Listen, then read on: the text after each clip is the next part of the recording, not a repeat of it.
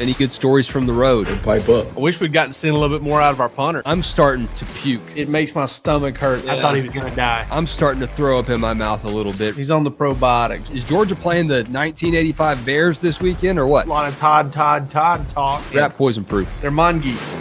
We will not be hunted at the University of Georgia. I can promise you that. The hunting that we do will be done from us going the other direction. Hey y'all. It is Kentucky week, and Georgia has one more SEC regular season game before they have another shot at wrapping up a totally undefeated season.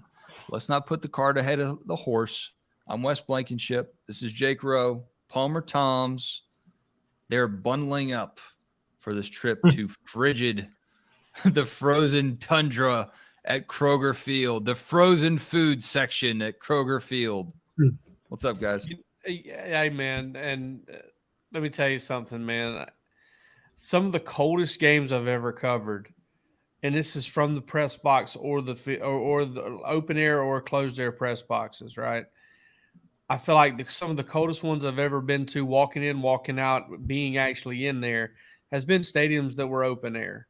I mean, Georgia, Auburn 2014, freezing, okay? Georgia, Auburn 2017 there, freezing.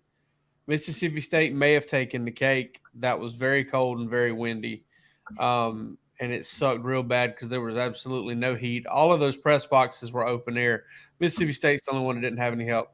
First time I'll ever be like, heck yeah, we're inside because Kentucky's is in. And, that's 20 degrees. Is that supposed to be? Does that sound right, Palmer? Is that what it's supposed to be? I heard low of 19. My hope is that a 3:30 kick, like you said, indoor press box, earlier kick. My hope is that we won't be as cold, but I am certainly going to be bundled up and maybe making a trip to get some hand warmers, some hot hands. Hopefully we don't have the. How cold was it in Starkville? It felt like it was low 30s. It felt like it was -10. It was cold. I was wondering this week. I was wondering last week too if Kirby could find a way to simulate cold temps in the House of Pain because it isn't that cold in Georgia this week. I was wondering if maybe they bring in some big ice blocks. I don't know. Kirby has already moderated the temperature once this season at Columbia.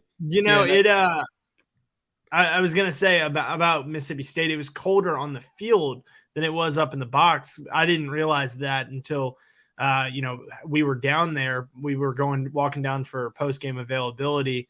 And, at least we were a little bit protected from the wind, Palmer. But it was really, really cold, teeth chattering cold down there. Well, Georgia wasn't too affected by it against those other Bulldogs, Mississippi State. I know there was some speculation maybe Stetson Bennett's tiny hands wouldn't be able to handle the ball, but he did all right. Yeah, Stet's got pretty big hands for a 5'10" guy. I think they're probably a little bigger than Jake Fromm's, like 8 7/8. But he'll be fine. Another thing you look at there too is it should be kind of dry. From what I understand, I don't think there's been any rain in the forecast later in the weekend. And it's also turf. It's a turf field. It's a pretty fast track, if I'm not mistaken. Georgia didn't score big there the last time it was there. And that was Stetson's only start again, at Kentucky. Gosh. That was a boring game. I'd like to think that Georgia burned all of that film from that game. I know they don't have actual film anymore, but just threw out the hard drives because that was a stinker. Maybe the most boring football game I've ever watched. It was just the thing that I remember the most about that trip up there. Made the trip again. That was that 2020 season. So made the trip with some family. My parents do enjoy making the trip from Nashville to Lexington. This will be their first Georgia-Kentucky game that they haven't been at in several seasons. Feels like whether it's up in Lexington or down in Athens, they've somehow worked the magic to be there. But yeah, the thing I remember about that game was off the field stuff, and watching games on the car ride back, and enjoying some crisp PBRs on the way up there. Woo! I was not driving. Let's get that. I wasn't. I didn't assume that. Had some of my first. I remember my first beer. Had some of my first PBRs in the back of a truck riding down Broad Street on a fall afternoon in Athens, and hard to top that, man. All right, hard to top press conference availabilities in Athens, Georgia, too, guys. You guys have heard from everybody. You heard from Kirby, Smile, Mondin. Who else did you hear from this week? Kieris Jackson, really. I mean, Kieris had an all-time soundbite. Kirby did too. We'll play him.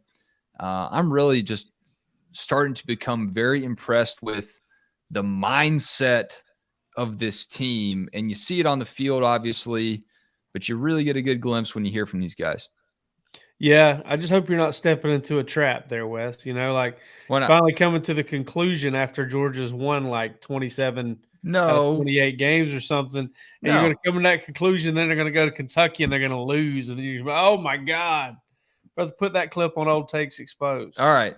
Georgia sucks. No, I mean, it really is. It's impressive. Like last year, listen, man, I remember kind of nudging a few guys that cover the beat, Dean Legge. I remember nudging Dean and just being kind of like, man, what do you think this connection thing is all about? And Dean just kind of rolled his eyes and was like, they're always trying to start something fresh every year. And I was like, yeah, that's what it feels like to me too. So he wasn't alone in that. And then, lo and behold, they go out and do this connection thing, and they got this real, friendly, camaraderie, brotherhood thing going on with last year's team, and the way it bounced back and the way it rallied behind Stetson. And then you start to trust it a little bit more coming into the season. And then you hear Kirby start saying stuff like on that SEC whatever show that or the Inside show where he talks about this is the closest team he thinks he's ever had or that he's ever seen. I don't know. Maybe he's right. Maybe we just need to listen to what he's saying as far as that goes. Maybe we just don't listen to him as far as injuries go anymore, and we just listen to him on the connection of his team, because it seems like he's telling it like it is. And this team has kind of a maturity about it. You wouldn't know it by some of the up and down play early in the year, but this team has a maturity about it that I like, that I think is a likable quality amongst them. It's not braggadocious. It's not trying to make, it's trying not a lot of me stuff. It's very unselfish. It's very, very team oriented, and it's not just Kieris Jackson. It's a lot of guys. And, I don't know if all of them feel that way to a man in their heart, but they're saying the right things. Here's Kieris. I don't normally do this. I'm going to play, it's just back to back sound bites that kind of struck me in this theme of maybe it's not about the team or connectedness, but it's just about Georgia's mindset. So, y'all sit back and enjoy. Something is working, why stop it? That's my mindset. Hey, I'm here to win games. I'm not here to have 1,000 yards, 20 touchdowns. If I wanted to come in for that, I probably would have went somewhere else. But I'm trying to put numbers on those walls and trying to be a national champion, an SEC champion. So whatever Coach Mikan feels like is going to put us in the best position to win, I'm down for it.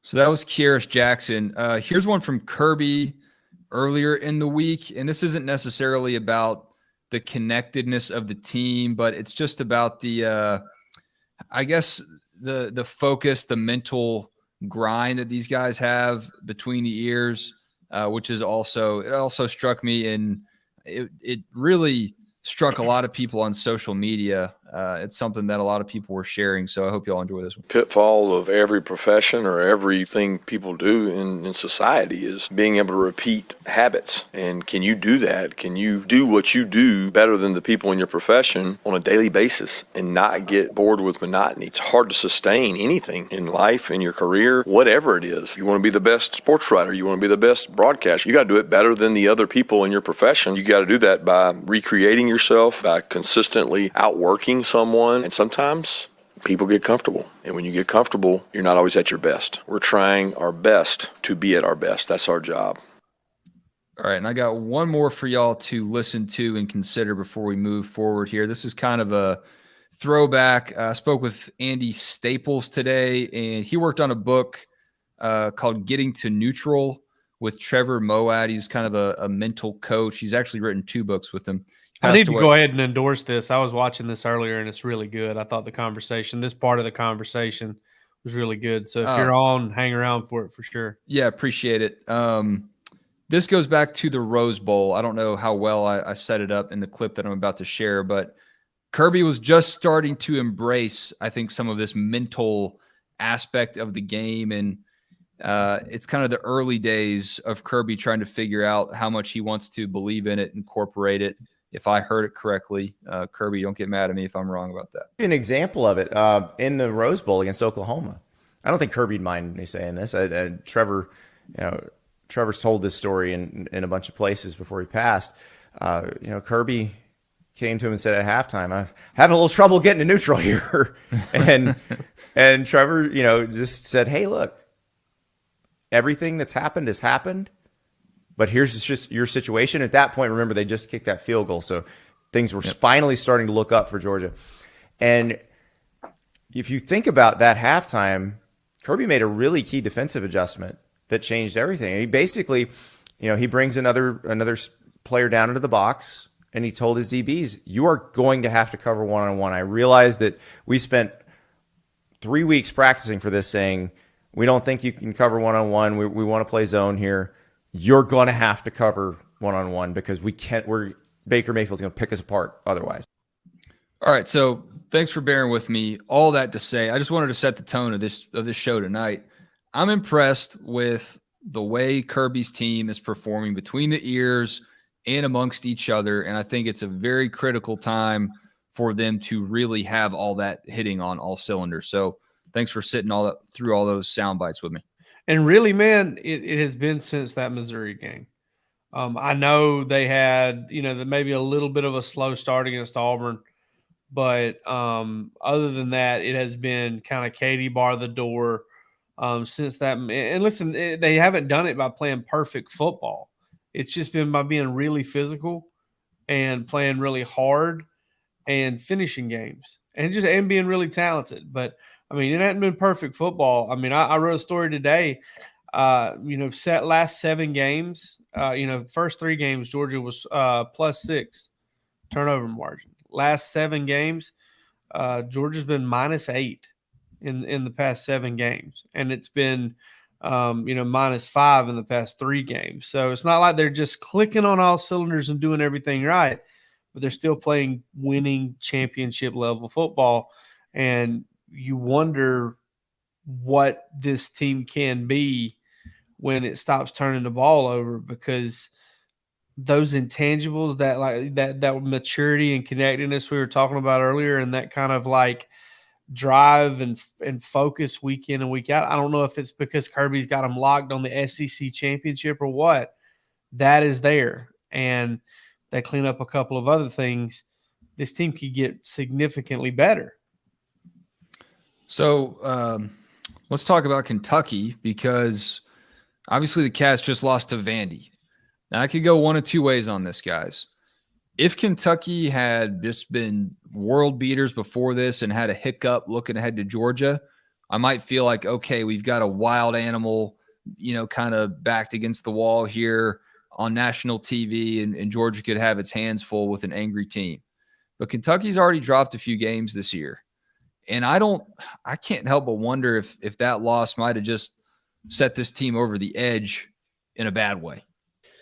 No, I think it at least from speaking to Adam Luckett over at KSR, hearing about the fan base and where folks are at there. It's basketball season in Kentucky, and they certainly aren't pleased with the way that this year, this football season has gone.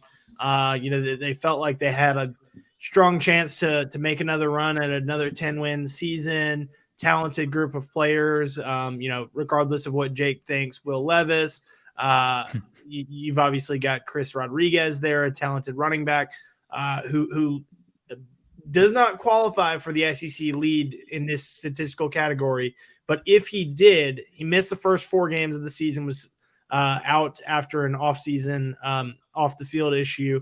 But if he did qualify, he would be leading the SEC in yards per game with 122 point something yards per game. They've got a quarterback, they've got a running back, they bring in some talented wide receivers, they've got a veteran group on defense. Expectations and hopes were high coming into this season. And sitting here currently at 6-4 with a game that they're 3+ touchdown underdog favorites or underdogs. Georgia's a 3+ touchdown favorite here.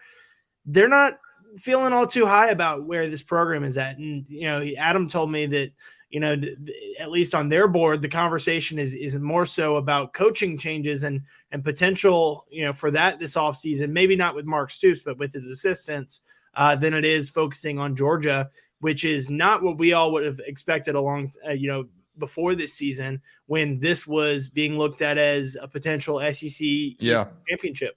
Yeah, I said before the year, I wrote like a little think piece column, whatever, that Kentucky represented Georgia's biggest obstacle of the year, not Tennessee. And I said it this week. That could still be true. Okay. That could still technically be true. It is right now. But the spirit of what I thought was wrong. Here's Adam Luckett from KSR, Palmer mentioned, talking specifically about how bad Kentucky's offensive line is. Is it about this offense where you do have those talented players, but you're not putting up the results that you may have expected? You can't tell the story about 2022 Kentucky football team without talking about the offensive line a lot. The offensive line has been awful all year. It hasn't gotten any better. It's arguably gotten worse. It's hard to imagine there being a worse offensive line in the Power 5 than what we've seen here in Lexington through 10 games from this group. They've had to shuffle people around. They've got multiple players playing out of position. They don't have much depth. All right, so that was the most depressing thing I've heard this week. I mean, whoa. Let's say a prayer. Say a prayer for Big Blue Nation. Well, you set the over-under at 3.5 sacks? I said over under 3.5. And here's what made me think that. Oh, God. Our text chain, we had a story. One of y'all sent us a story. Palmer, you sent it. I sent a story that was run on KSR today.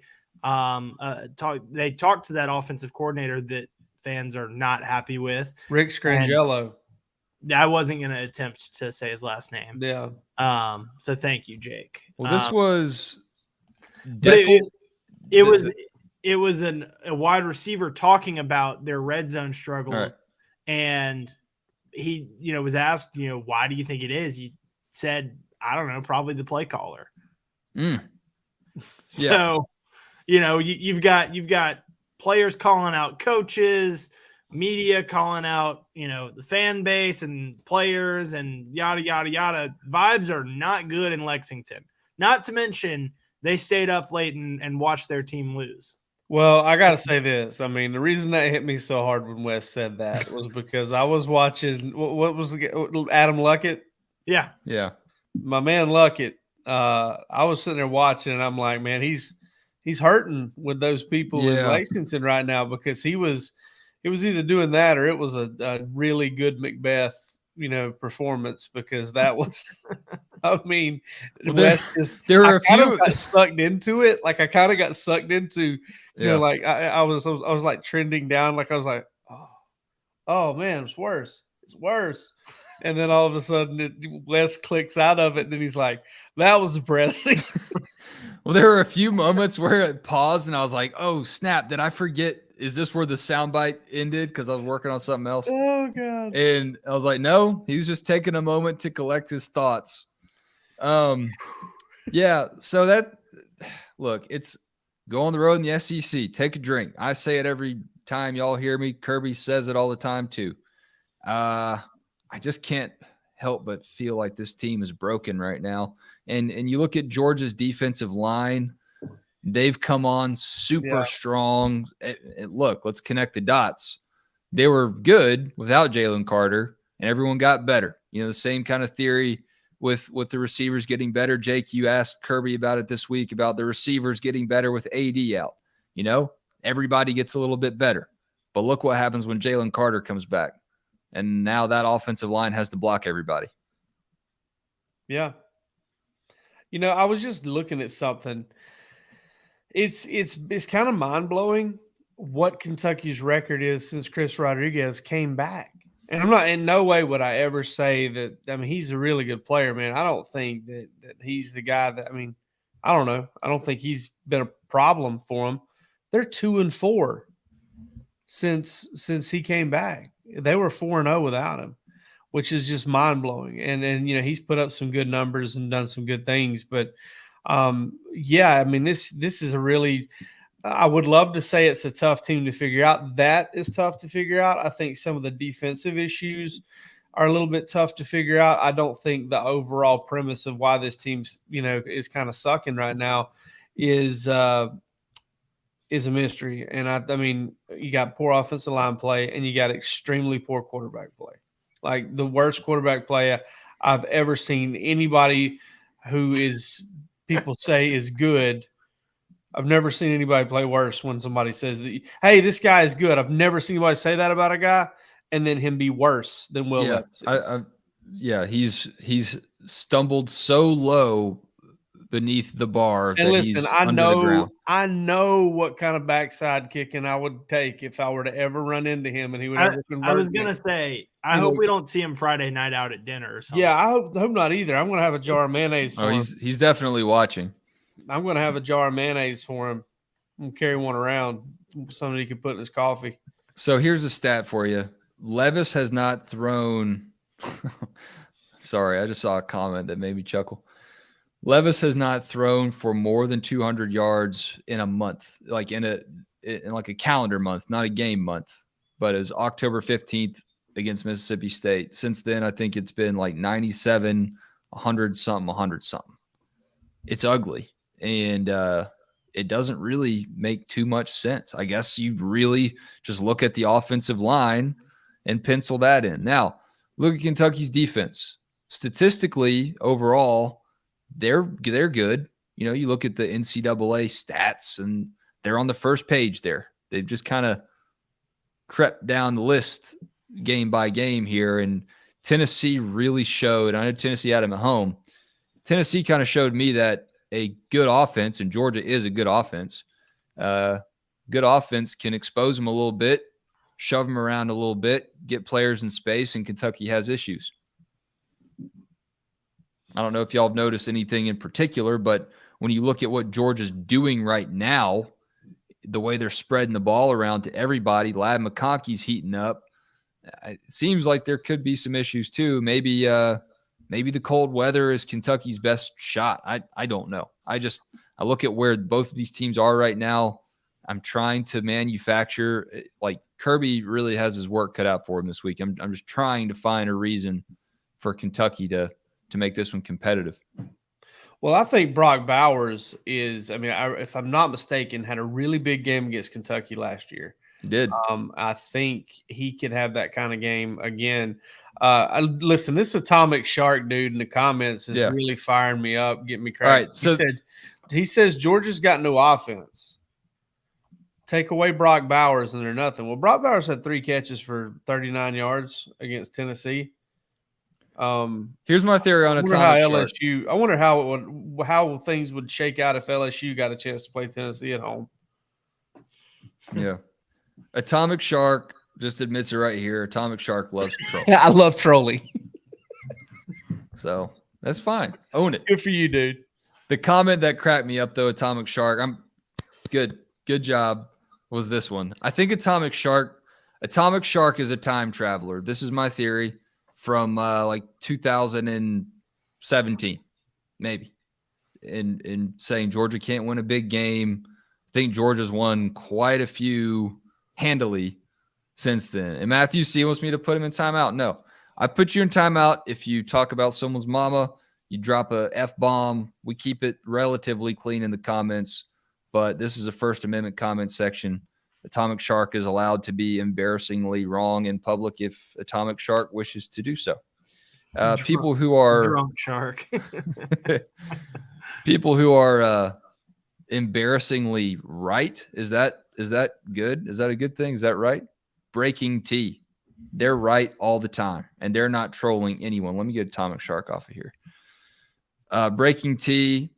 Y'all know we love them. Y'all know we talk about them and hype them up every single week because we love them. Ring me the Stetson shirt. Actually, I went back and watched the broadcast of the Mississippi State game, just TV only, because when I watched the game live, I listened to the radio with the TV on at the same time. But Sean McDonough actually shouted out Breaking T on the air. I saw that. Stetson Yeah, he Bennett did. Yeah, he did. Cashing in some NIL opportunities from when Tennessee fans blew up his phone. So that's pretty cool. And it just shows you how dedicated Breaking T is to all of Georgia's players, really. So y'all check them out. There's a link to their shop. They've got merch. They got apparel. They got coffee mugs. They got it all at Breaking T. Awesome stuff. Hey, listen, I want to hear somebody do it like a real Sean McDonough impersonation because I've never heard anybody do it, but it's just unique enough that I think it would be a really cool one to kind of. I might work on it. I might see if I can knock it down. Sean McDonough. I can just say his name. I can say his name how he talks, but I haven't really. I wish I could get somebody to do exactly that call of that Michigan State game when his voice cracked. Yeah. Oh! Jackson Gets a little too high up there for old Sean. on the last play of the game. I like to Sesame Street. It's crazy to go back and hear broadcasters that are like mainstays now in some of their early games. One of my Tennessee buddies, the week of the Tennessee game, sent me the Tennessee game when Kirby got just blown up a few times, I think. But Gus Johnson is on the call. And I that's like unmistakably Gus. I don't think anyone else sounds like him. Am I the only person that like is just in love with that guy? I think it's because you don't hear him often. That's my theory. I mean, because I see him just getting run all the time on social media, and I'm like, guys, I love Gus Johnson. Gus Johnson was the voice on Madden one year. He was, yeah. And I remember when touchdown Motor City, like I had the Lions touchdown Motor City. Yeah, he would do it over, and it was kind of like a deep calm thing, and I was just like, oh man, I love hearing that. But I mean, I love Gus Johnson. It hurts me that people don't. Yeah, I don't understand that. He brings a little something different to the table. Y'all ready to chop some wood? Wood to chop. Y'all brought your axe. Jake actually had a good idea for a segment that I think we'll try to roll out. Let's try to roll it out Sunday. Y'all start to look at some social media stuff. I do this on the written side. Bloody Tuesday, I look at some social media things that are just outrageous or whatever. But we need to have a presence on the show here where we're talking dogs, just crazy hot takes, funny things we saw, whatever. What was the good name that you came up with? Because I think that's what we need to name it. You wanted to call it Damn Internet? Is that? Yeah, Damn Internet, man. Damn Internet, man. I think that's still on the table. I went back and looked. Because we want to make money to do this, right? We love y'all, but we want to make some money. YouTube is very strict. Some inside baseball for you about using language, but I went back and looked. Huge Smile Munden fans. Yeah, it's actually what I was going to chop wood about. So that's a good segue.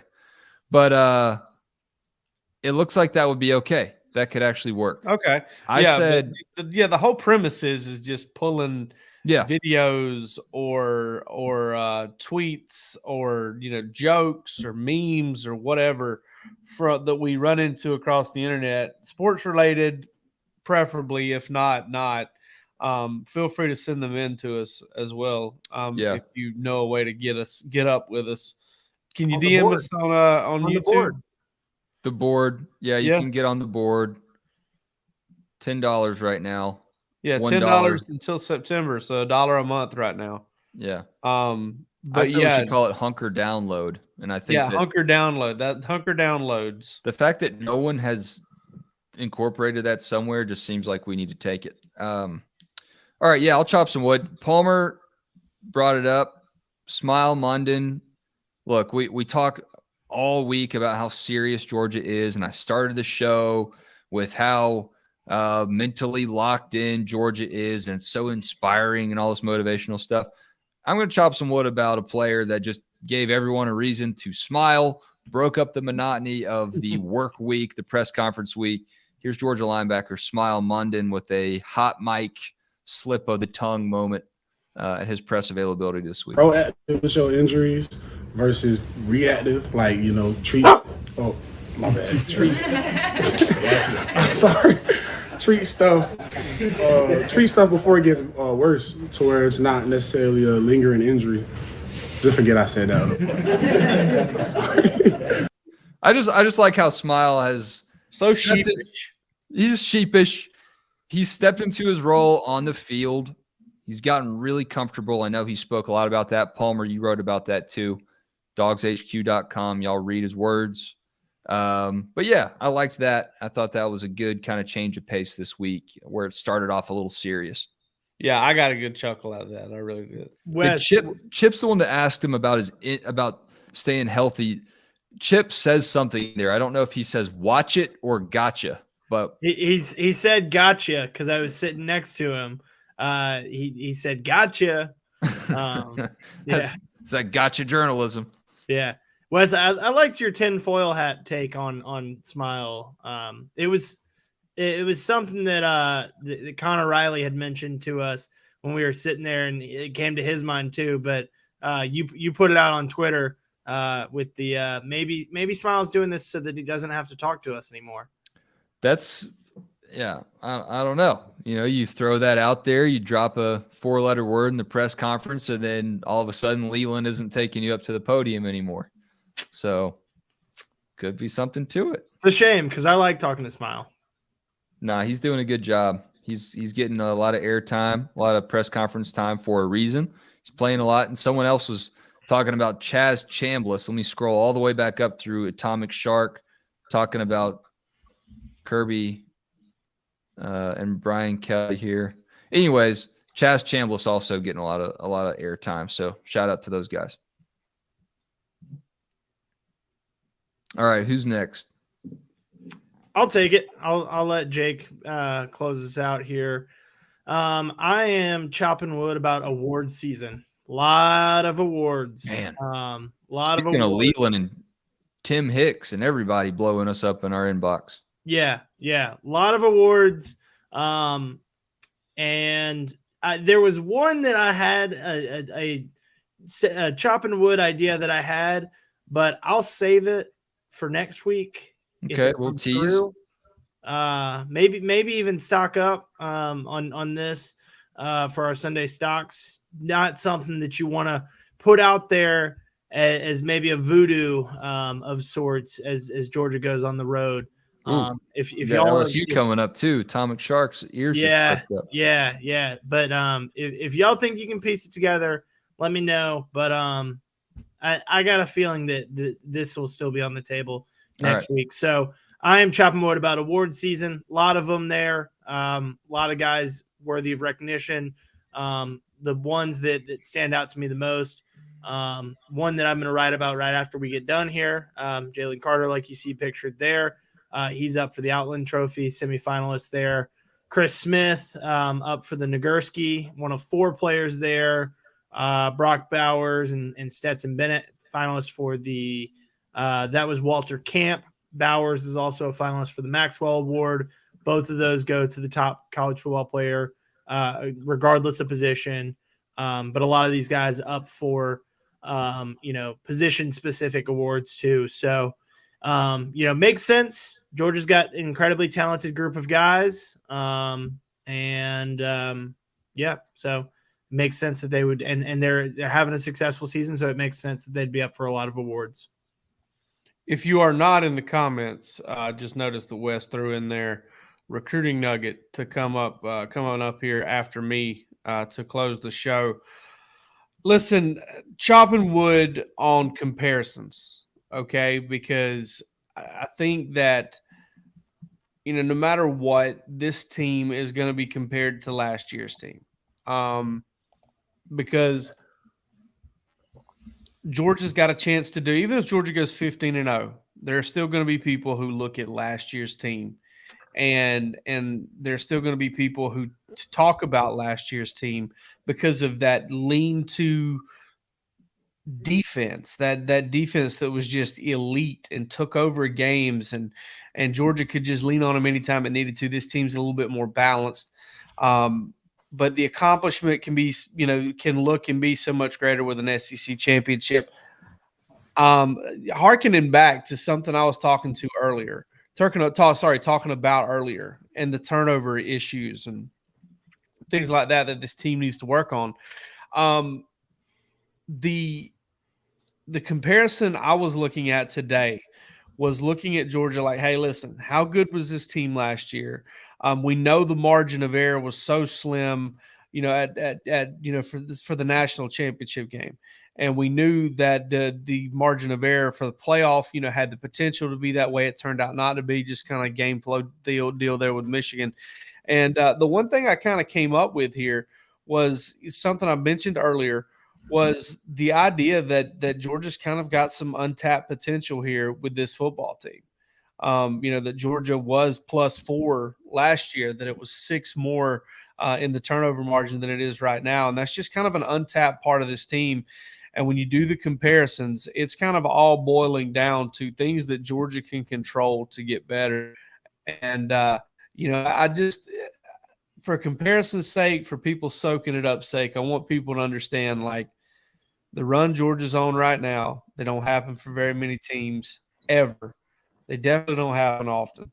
And better enjoy it, because who knows when it's going to go away. And when it does, it probably be a long time before it ever gets this good again. I will venture to say they're not done. I will venture to say that. And I know that's very vague, but I think there is I don't think we've seen the ceiling. The ceiling. I don't think so either. You haven't seen them. You see them put really good offense out there. Have you seen them, throwing the wide open receivers and playing basketball outside like some of these offenses get to do, or some of those Alabama and LSU offenses did? You don't get to see it quite like that. So we invite y'all to sign up, DawgsHQ.com. Premium membership, $10 right now until September. And please hit subscribe down there in the bottom right corner of your screen if you're watching on YouTube live or on replay or listening on the podcast. You stumbled upon it, go ahead and follow it. We have this show a couple times for you every single week. So the thing that we have behind our premium paywall, it's a lot of recruiting news, guys. We do a lot of free stuff here, but and we have premium updates on the team as well, of course, premium breakdowns, our opinions.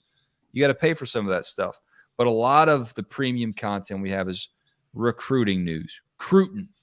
And our guy Jake Roos had a little nugget for us, a little lure on the end of the fishing hook, because there's a lot more where this came from. Hope y'all enjoy.